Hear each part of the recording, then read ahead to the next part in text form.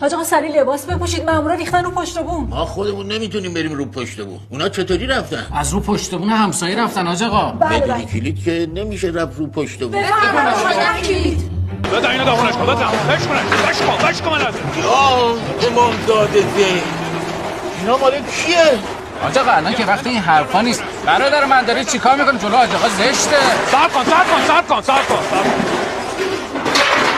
سلام حاج آقا. سلام. خدا توفیقتون بده. این کارا واسه چیه؟ حاج آقا از این ساختمون به اندازه 5 تا ساختمون دیش و LMB پیدا کردیم. شما اومدین کمک؟ نه خیر، بنده اومدم یه فرصتی بگیرم که خودشون جمع بکنن. شما اگه اینا رو ببرین باز یه عده میرن میخرن. باید اساسی درستش کردن. شما چرا حاج آقا؟ اجالتا دستور همینه. اگه اجازه داشتم میومدم رسیوراشون هم جمع میکردم. با اجازه. من یه نصاب میشناسم از این دیشه از پشت پرده نصب میکنم، میاره میذاره دیگه، دردسر پال و پشتبون و تنظیم و نصب و نویز هم نداره. من برم زنگ بزنم. ببخشید آقا، با اجرت نصفش چقدر در میاد برامون؟